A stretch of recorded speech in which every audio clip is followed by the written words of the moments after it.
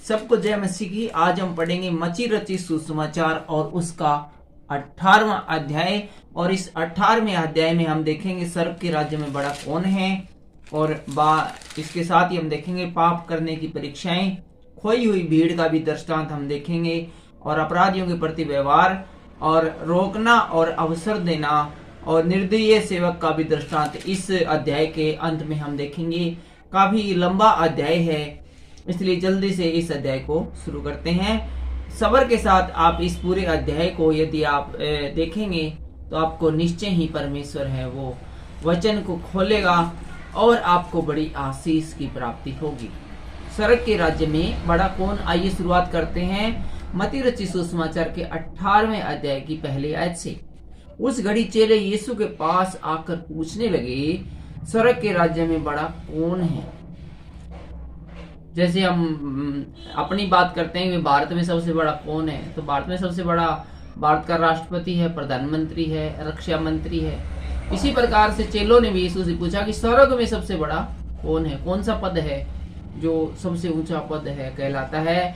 इस पर उसने एक बालक को पास बुलाकर उनके बीच में खड़ा किया। चेलों की ये बात सुनी तो यीशु मसीह ने एक बालक को पकड़ा और खड़ा किया और कहा, मैं तुमसे सच कहता हूं कि जब तक तुम न फिरो और बालकों के समान न बनो, तुम स्वर्ग के राज्य में प्रवेश करने नहीं पाओगे। ठीक है, तो यीशु मसीह कहता है कि बड़े छोटे का चक्कर छोड़ो, तुम स्वर्ग के राज्य में प्रवेश ही नहीं करने पाओगे यदि इन बालकों के समान न बनो। बालकों के समान बनने से क्या अभिप्राय है? बालक हैं वो ज्यादा सोचते नहीं है और ना ज्यादा टेंशन लेते हैं, वो अपनी ही धुन में रहते हैं, बस खाना पीना और ऐश करना, न किसी की ज्यादा बुराई के लिए सोचते हैं। उनके लिए सब लोग हैं वो प्यारे होते हैं उनको, और सब एक समान होते हैं, और दूसरों के लोगों में दूसरों के बारे में इतना बुरा इंसान नहीं सोचता जितने की बड़ी उम्र में लोग सोचते हैं और सिर्फ अपना ही भला सोचते हैं। ऐसा बच्चे नहीं सोचते, वो शेयर करके किसी भी चीज को खाते हैं, पीते हैं और एक दूसरे में बांटते हैं। ये गुण है, एक बड़ी उम्र में नहीं रह जाता है। यीशु मसीह ने कहा कि जब तक तुम न फिरो और यानी अपनी बुराइयों को न त्याग कर इन छोटे बच्चों के जैसा स्वभाव न अपनाओ, तुम कभी प्रवेश भी करने नहीं पाओगे। चौथी आयत में लिखा है, जो कोई अपने आप को इस बालक के समान छोटा करेगा वह स्वर्ग के राज्य में बड़ा होगा। तो उम्र में जो छोटा होता है बालक, उसकी आदतों के अनुसार यदि हम अपनी आदतें बनाएंगे तो हम एक बालक के समान छोटे तो कहलाएंगे, लेकिन स्वर्ग का राज्य है वो उन्हीं लोगों के लिए है और वो बड़ा पद पाएंगे। अर्थात मन फिराना, एक बालक के मन के जैसा यदि हम अपना मन करेंगे अभी से, आज से ही, तो स्वर्ग के राज्य में हमें बड़ा पद है वो मिलेगा। ऐसा यीशु मसीह हमें कहते हैं और कहते हैं कि मैं सच कहता हूँ। यीशु मसीह कभी झूठ नहीं बोलता, वचन कभी झूठ नहीं बोलता, परमेश्वर कभी झूठ नहीं बोलता, परमेश्वर का बेटा कभी झूठ नहीं बोलता है। और जो कोई मेरे नाम से एक ऐसे बालक को ग्रहण करता है वह मुझे ग्रहण करता है। तो आगे हम बढ़ते हैं तो हम छठी आयत में पहुंच जाते हैं और इसका शीर्षक है पाप करने की परीक्षाएं। पर जो कोई इन छोटों में से जो मुझ पर विश्वास करते हैं एक को ठोकर खिलाए, उसके लिए भला होता कि बड़ी चक्की का पाट उसके गले में लटकाया जाता और वह गहरे समुद्र में डुबाया जाता। तो यहाँ पर यीशु मसीह कहते हैं कि जो गरीब गुरबा लोग हैं, जिनके पास कोई इस संसार में कोई खास पावर नहीं है, कोई ऊंचे पदों पर नहीं बैठे हैं, अपना जीवन यापन कर रहे हैं, लेकिन जो मुझसे प्यार करते हैं और मुझे अपना परमेश्वर स्वीकार करते हैं, ऐसे लोगों के साथ कोई सख्ताई करता है, कोई अपने आप की पावर का इस्तेमाल करके, कोई सैनिक है या फिर कोई पुलिस में है या कोई अमीर आदमी है, यदि ऐसे लोगों पर जुल्म करता है, मेरे लोगों पर जुल्म करता है, तो भला होता कि चक्की का पाट उसे गले में लटकाया जाता और वह गहरे समुद्र में डाल दिया जाता। ठोकरों के कारण संसार पर हाय, ठोकर तो इस जो लगती है उसके कारण संसार पर हाय, ठोकरों का लगना अवश्य है, पर हाय उस मनुष्य पर जिसके द्वारा ठोकर लगती है। यीशु मसीह कहते हैं कि ठोकर तो लगेगी लगेगी, ये जीवन ही ऐसा है, यहाँ का वातावरण ऐसा है कि ठोकर तो वो लगती है, अर्थात इंसान गलती तो करता ही है। लोग है वो परमेश्वर के कार्य में बाधा उत्पन्न तो करते हैं, पर हाय उस मनुष्य पर जिसके द्वारा ठोकर लगती है। लेकिन वो मनुष्य जिसके द्वारा परमेश्वर का सामना किया जाता है या उसके लोगों का विरोध करता है, वो मनुष्य, उस मनुष्य पर हाय। यदि तेरा हाथ या तेरा पांव तुझे ठोकर खिलाए तो उसे काट कर फेंक दे। टूंडा या लंगड़ा होकर जीवन में प्रवेश करना तेरे लिए इससे भला है कि दो या दो पांव रहते हुए तुम अनंत काल की आग में झोंका जाए।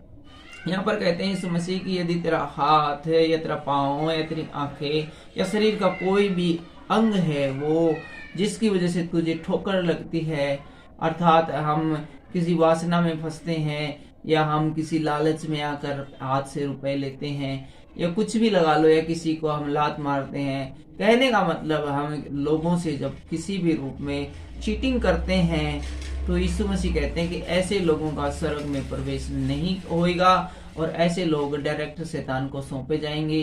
तो भला होता है कि हम सब ये कार्य जो बुरे हैं परमेश्वर की नजर में और आम लोगों की नजर में, इनको करना बंद कर दें तो स्वर्ग का द्वार हमारे लिए खोला जाएगा। यदि तेरी आंखें तुझसे ठोकर खिलाए तो उसे निकाल कर फेंक दे। तो आंखें यदि हमारी ठोकर खिलाती है तो इसको निकाल के फेंकने का अर्थ है कि हमारी आंखें का देखना हमें सुधारना है, उसमें बदलाव लाना है। उस बदलाव के द्वारा हमें थोड़ा कष्ट होगा, थोड़ी सी हमें अटपटा लगेगा, लेकिन आगे लिखा काना होकर जीवन में प्रवेश करना तेरे लिए इससे भला है कि दो आंखें रहते हुए तू नरक की आग में डाला जाए। तो यीशु मसीह कहते हैं कि ऐसा करना, ऐसा तुम करोगे, आंखों से गलत देखना बंद करोगे, तुम्हें थोड़ा अटपटा लगेगा, तुम्हारे शरीर में थोड़ा कष्ट महसूस करोगे, तुम थोड़ा असमंजस महसूस करोगे, लेकिन कुछ ही दिनों में तुम्हें इसकी आदत पड़ जाएगी और सब ठीक हो जाएगा। लेकिन यदि तुमने अपनी आदतों को नहीं बदला तो तुम डायरेक्ट नरक की आग में डाले जाओगे। जो कुछ लिखा हुआ है इस पैराग्राफ में उसका मोरल है, उसका जो अंत है वो यही है।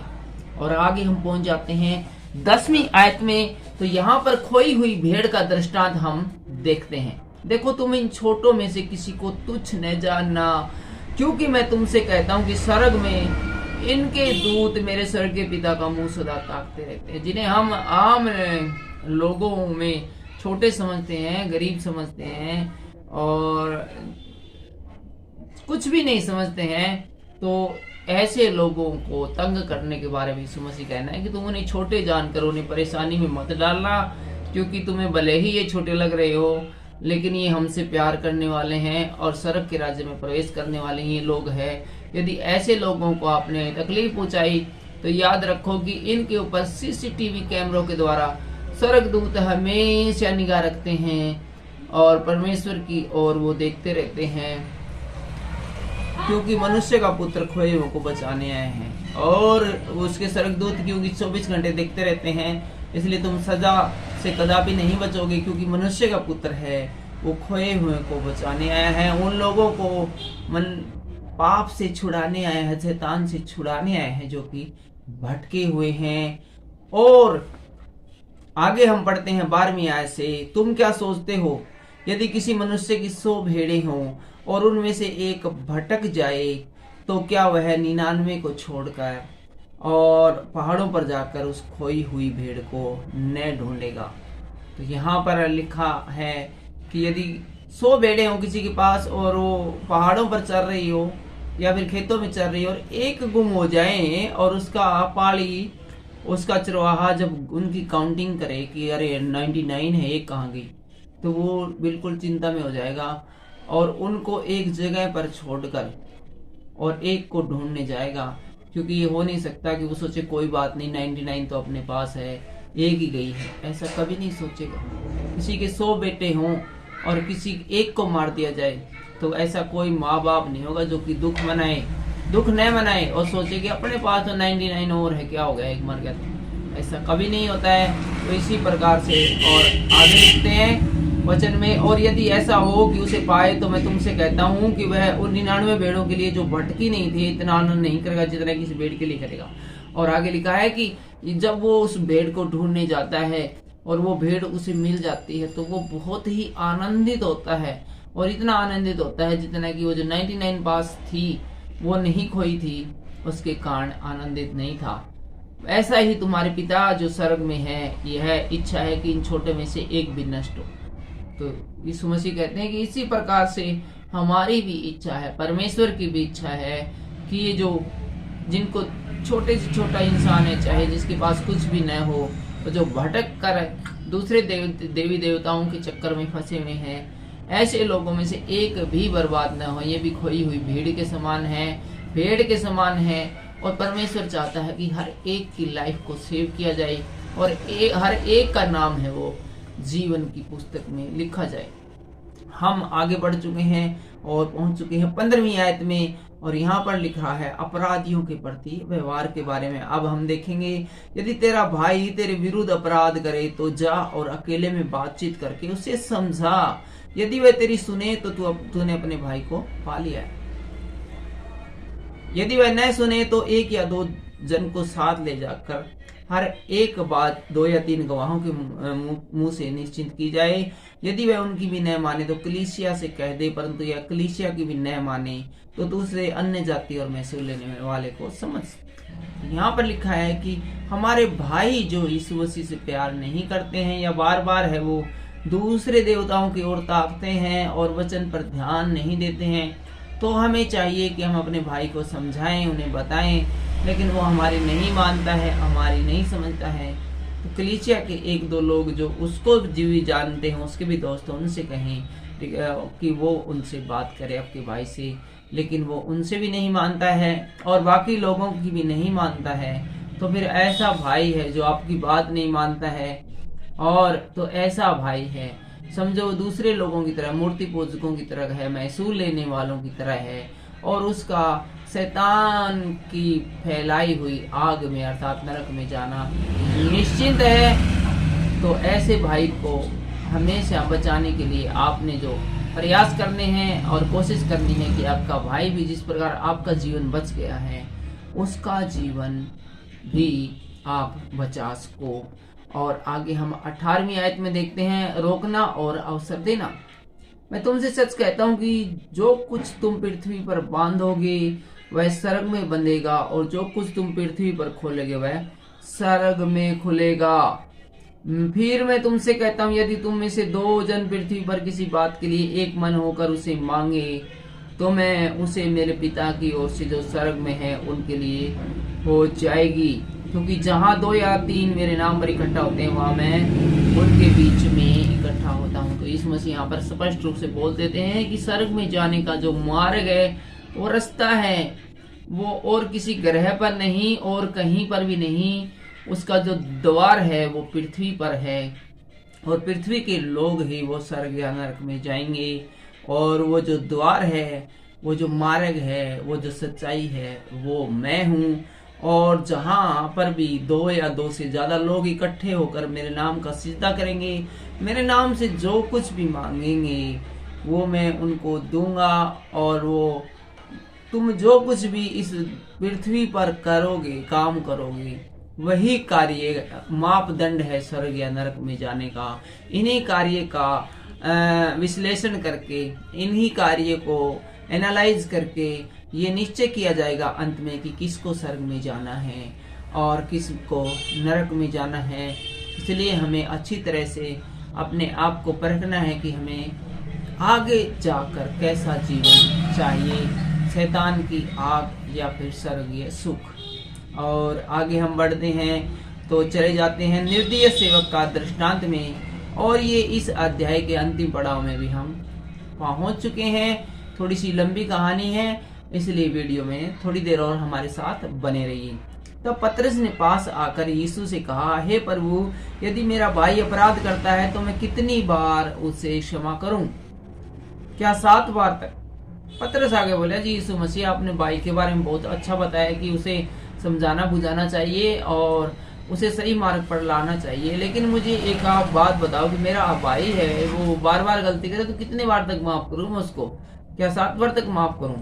तो यीशु ने उससे कहा, मैं तुझसे यह नहीं कहता कि 7 बार, वरन 7 बार के 70 गुणे तक। यीशु मसीह नहीं कहता भाई 7 बार का क्या चक्कर है, तो उसको 7 बार के 70 गुना तक कर माफ। यानी कि इसका कहने का मतलब है हमें 70 को 7 से गुणा करके ये देखने की जरूरत नहीं कितनी बार है। इस बात का कहने का मतलब है कि तेरे भाई को तू बार बार माफ कर, कभी न कभी वो तेरी बात को जरूर मानेगा और उसको यह एहसास होगा कि वो गलती पर है। हाँ, इसलिए स्वर्ग का राज्य उस राज्य के समान है जिसने अपने दासों से लेखा लेना चाहा। अब आगे एक दृष्टांत सुनाते हैं यीशु मसीह कि किस प्रकार का स्वर्ग का राज्य है। इसलिए स्वर्ग का राज्य उस राजा के समान है जिसने अपने दासों से लेखा लेना चाहा। जब वह लेखा लेने लगा तो एक जन उसके सामने लाया गया जो 10,000 तोड़े का कर्जदार था।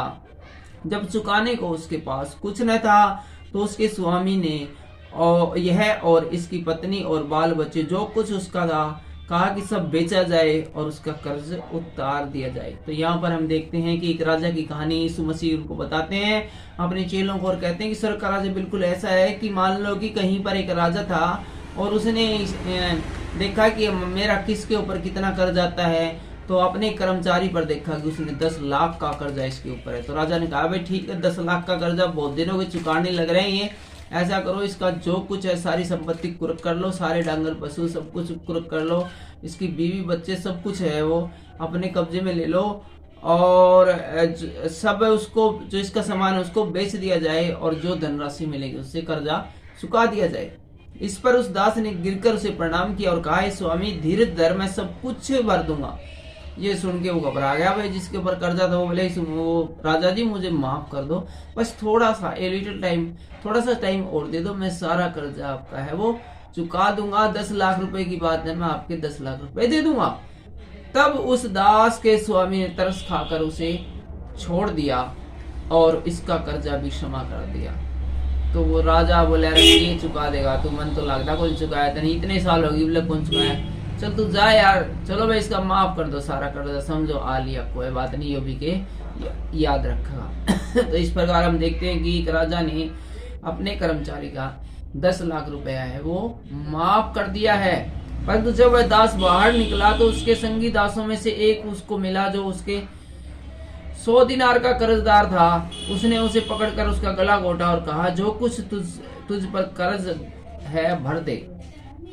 यहाँ पर आगे हम देखते हैं कि जब वो राजा ने उसका सारा 10 लाख का कर्जा माफ कर दिया तो वो भाई वो जलील होके ने और घर जा रहा था और बड़ा मन उदास था, भाई बड़ा जलील होना पड़ा रहा। तो शुक्र है लेकिन राजा ने कर्जदार सब कुछ माफ कर दिया। कितने बुरे दिन आ गए हैं कि मैंने तो किसी का पैसा रखा है कौन करता, टाइम पे दिया करता, बुरा टाइम आ गया भाई ये, तो आज कितना जलील होना पड़ा, लेकिन कर्जा माफ कर दिया, सारा कर्जा माफ हो गया, खुशी की बात है। ये सोचता हुआ जा था कि उसने रास्ता में एक बंदा मिला, उस बंदा वो 10,000 भी मांगा करता, तो उसने देखते उसका मूड खराब हो गया, बुरा आ रहा है, उसका गला पकड़ के उसका जिसको 10,000 भी मांगा था उसका मारे 4 चपेड़े।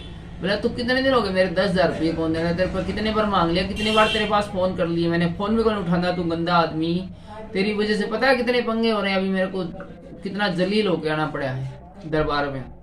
ठीक है, हम तो पैर पकड़ते फिर राजा, अगर तू मेरे पैसे कौन देना रहा अभी कभी दे। इस पर उसका संगी दास गिरकर उसे विनती करने लगा और कहने लगा धीरज धर, मैं सब भर दूंगा। बोला मालिक आपकी बात तो ठीक है, मैं कौन ही दे सकता आपका कर्जा, आपके 10,000 रुपये, थोड़ा सा टाइम दे दे, मैं आपके सारे पैसे दे दूंगा, बस थोड़ा सा और मुझे टाइम दे दे। उसने न माना परंतु जाकर उसे बंदी गृह में डाल दिया कि जब तक कर्ज न भर दे तब तक वहीं रहे। वो ने बोला ना आज कौन छोटू बेटा था ना, मैं तो न बड़ा घूम लिया तो खुला 10,000 रुपये कौन देगा नहीं, आ जा तो बस। उसने ले जाके न और उसने कैद में डाल दिया। बोले जब पैसे आ जाएंगे ना 10,000 रुपये तेरे घर वाले दे जाएंगे तभी मैं जिदे तना छोड़ दूंगा, नहीं तना छोड़ू नहीं। और उस आदमी ले जाके जेल में ठोक दिया। उसके संगी दास है जो हुआ था देखकर बहुत उदास हुए, जाकर उसने स्वामी को पुराल बता दिया। राजा के सेवक भी आसपास थे, उन्होंने जब इस घटना ने देखे तो बड़े उदास हुए भाई, और जाके उसने पूरी बात है राजा को बता दी। भाई जिसका तेने 10 लाख कर्जा माफ कराया था उसने तो अपने एक बंदा जिसको 10,000 भी मांगा था उसके साथ इस तरह का बुरा व्यवहार करा, उसने ठाके ने जेल में ठोक दिया। तब उसके स्वामी ने उसको बुलाकर उससे कहा हे दुष्ट दास, तूने जो मुझसे विनती की तो मैंने तेरा यह पूरा कर्जा क्षमा कर दिया। इसलिए जैसे मैंने तुझ पर दया की वैसे ही क्या तुझे भी अपने संगी दास पर दया नहीं करना चाहिए था। तो वो राजा बोले अरे कमीना आदमी, मैंने तेरा 10 लाख माफ कर दिया, और कि तेरे साथ कितनी बड़ी भलाई की, तो तने भी ऐसा नहीं करना चाहिए था कि जिसका तू 10,000 मांगा था उसका 10,000 माफ कर देना चाहिए था। ऐ थोड़ी बहुत तने शर्म आई। और उसके स्वामी ने क्रोध में आकर उसे दंड देने वालों के हाथ में सौंप दिया कि जब तक वह सब कर्ज न भर दे तब तक उनके हाथ में रहे। बोला ले जाके इसने जेल में ठोको, और उसने जेल में ठोक दिया और कहा कि जब 10 लाख रुपए आ जाएंगे ना, जितने तेने छोड़ाएंगे तेने तू अड़े रही। इसी प्रकार यदि तुम में से हर एक अपने भाई को मन से क्षमा न करेगा तो मेरा पिता जो स्वर्ग में है तुमसे भी वैसा ही करेगा। तो यीशु मसीह कहते हैं कि इसी प्रकार से जब तक तुम दूसरों के अपराध क्षमा नहीं करोगे, दिल से क्षमा नहीं करोगे, तो तुम्हारे अपराध भी मेरा पिता जो स्वर्ग में है क्षमा नहीं करेगा। आज के वीडियो में बस इतना ही। अगले वीडियो में हम देखेंगे मत्ती रचित सुसमाचार उसका 19वां अध्याय, और उसमें हम देखेंगे तलाक के विषय यीशु की शिक्षा, और बालकों को आशीर्वाद देने के बारे में देखेंगे, और अंत में देखेंगे धनी युवक और उन्नत जीवन। वीडियो आपको अच्छा लगा हो तो आप प्लीज लाइक कर दें। आप हमारे चैनल पर नए हैं तो चैनल को सब्सक्राइब कर दें, और आप इस वीडियो को यदि फेसबुक पर देख रहे हैं तो आप हमारे पेज को भी लाइक कर सकते हैं, और दूसरों तक आप मसीह संदेश पहुंचाना चाहते हैं तो इस वीडियो को आप शेयर भी कर सकते हैं। आज की इस वीडियो के द्वारा परमेश्वर आपको बहुत सी आशीष और बरकत दे। सबको जय मसीह की, जय हिंद।